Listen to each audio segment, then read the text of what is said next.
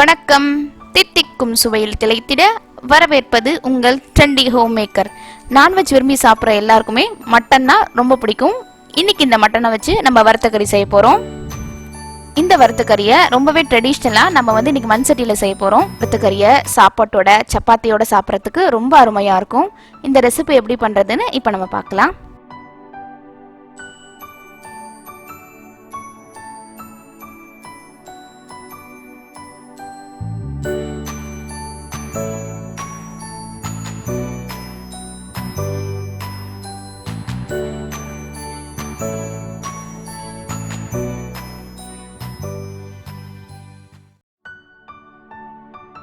Mutton வறுத்தக்கறி செய்யறதுக்கு ஒரு மண் சட்டியில 4 டேபிள் ஸ்பூன் நல்லெண்ணெய் ஊற்றி அடுப்பில் வச்சிடலாம். நீங்கள் நான்வெஜ் செய்யும்போது நல்லெண்ணெய் யூஸ் பண்ணி செஞ்சீங்கன்னா அந்த டிஷ்ஷோட டேஸ்ட்டும் வாசனையும் ரொம்ப சூப்பராக இருக்கும். எண்ணெய் நல்லா காஞ்சப்புறம் 1 இன்ச் பட்டை, 2 கிராம்பு, கூடவே அரை டீஸ்பூன் கடுகு உளுத்தம் பருப்பு சேர்த்துக்கோங்க. கடுகு புரிஞ்சதுக்கு அப்புறம் கருவேப்பிலை சேர்த்துக்கோங்க. இன்னும் நிறைய கருவேப்பிலை கூட சேர்த்துக்கலாம். ஃப்ளேவர் ரொம்ப சூப்பராக இருக்கும். இதில் 1 கப் பொடியா நறுக்கின சின்ன வெங்காயம் சேர்த்துக்கலாம். நீங்கள் சின்ன வெங்காயத்துக்கு பதிலாக பெரிய வெங்காயம் கூட யூஸ் பண்ணலாம். ஆனால் சின்ன வெங்காயம் சேர்க்கும் போது தான் டேஸ்ட் கிடைக்கும். வெங்காயம் வதங்கினதுக்கு அப்புறம் 1 டேபிள் ஸ்பூன் இஞ்சி பூண்டு விழுது சேர்த்துக்கோங்க.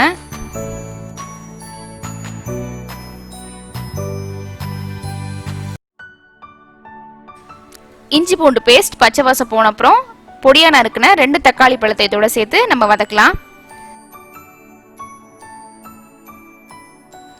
தக்காளி வதங்கினதுக்கு அப்புறம் நம்ம மட்டனை சேர்த்துடலாம். நான் அரை கிலோ மட்டன் வாஷ் பண்ணி ரெடியா வச்சிருக்கேன். இதை இப்போ இதில் போட்டுடலாம். கொஞ்ச நேரம் மட்டன் நல்லா வதங்கட்டும்.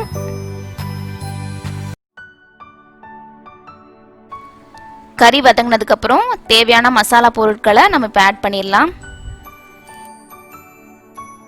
இதில் 1/4 டீஸ்பூன் மஞ்சள் தூள், 1 டீஸ்பூன் மிளகாய் தூள், 3 டீஸ்பூன் மல்லித்தூள், கூடவே தேவையான அளவு உப்பையும் சேர்த்து நல்லா மிக்ஸ் பண்ணிடலாம். இது நாங்கள் வீட்டில் அரைச்ச மிளகாய் தூள் நல்லா காரமாக இருக்கு. அதனால நான் 1 டீஸ்பூன் சேர்த்துருக்கேன். உங்கள் மிளகாய் தூள் காரத்துக்கு ஏற்றாப்புல நீங்கள் கூட்ட குறைக்க செஞ்சுக்கோங்க. நான்வெஜ் செய்யும்போது எப்பவும் மிளகாய் தூளை விட மல்லித்தூள் நம்ம அதிகமாக சேர்க்கணும். நான் 1:2 ரேஷியோவில் சேர்த்துருக்கேன். இது கரெக்டாக இருக்கும்.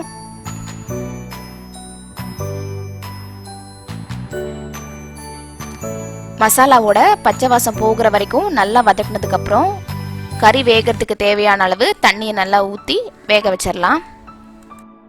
தேவையான அளவு தண்ணி ஊற்றியாச்சு. இப்போ இது மூடி போட்டு மூடி ஒரு 15லேருந்து 20 நிமிஷம் நல்லா வேக வச்சுக்கோங்க. கறி வேகிறதுக்குள்ளார நம்ம தேவையான மசாலாவை வறுத்து அரைச்சிடலாம். ஒரு கடாயை நல்லா சூடு பண்ணிட்டு இதில் 1 டீஸ்பூன் சோம்பு, அரை டீஸ்பூன் கசகசா சேர்த்து நல்லா வறுத்துக்கோங்க.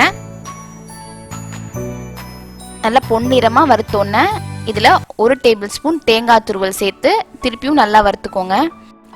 இந்த வறுத்த கறிக்கு ஸ்பெஷல் டேஸ்ட் கொடுக்கறதே இந்த மசால் தான். அதனால் இதில் அதிகமாக தேங்காய் சேர்த்துடக்கூடாது. அரை கிலோ கறிக்கு 1 டேபிள் ஸ்பூன் கரெக்டாக இருக்கும். தேங்காய் அதிகமாக சேர்த்துட்டிங்கன்னா தேங்காயோட டேஸ்ட் டாமினேட்டிங்காக இருக்கும். அதனால் வறுத்த கறியோட ஒரிஜினல் டேஸ்ட் நமக்கு கிடைக்காம போயிடும். இந்த மாதிரி பொன்னிறமாக வறுத்து எடுத்துக்கோங்க. வறுத்த மசாலாவை கெட்டியாக அம்மியில் அரைச்சி எடுத்துருக்கேன். நீங்கள் மிக்ஸி யூஸ் பண்ணி கூட அரைச்சிக்கலாம். இப்போ நம்ம கறியை ஓப்பன் பண்ணி பார்க்கலாம். தண்ணி பாதியாக சுண்டிருச்சு. கறி இன்னும் கொஞ்சம் நேரம் நல்லா வேகணும். அதனால் நல்லா கிளறி விட்டு இன்னொரு 10 நிமிஷம் மூடி வேக வைக்கலாம். 10 நிமிஷத்துக்கு மேலே ஆயிடுச்சு. இப்போ நம்ம மூடி ஓப்பன் பண்ணி பார்க்கலாம். தண்ணி நல்லா வத்திடுச்சு. நல்லா கலர்ஃபுல்லாக கிரேவி ரெடி ஆகிட்டுருக்கு. இந்த ஸ்டேஜில் நம்ம அரைச்சி வச்சிருக்கிற தேங்காய் மசாலாவை இதில் சேர்த்துடலாம். நீங்கள் மிக்சியில் அரைக்கும் போது இவ்வளோ கெட்டியாக அரைக்க முடியாது. கொஞ்சம் தண்ணியாக தான் இருக்கும். அப்படி அரைச்சி சேர்த்தாலும் டேஸ்ட் நல்லா தான் வரும். நல்லா மிக்ஸ் பண்ணி விட்டுட்டு ஒரு 2 நிமிஷம் கொதிக்க விடலாம். திருப்பியும் மூடி வச்சிருங்க.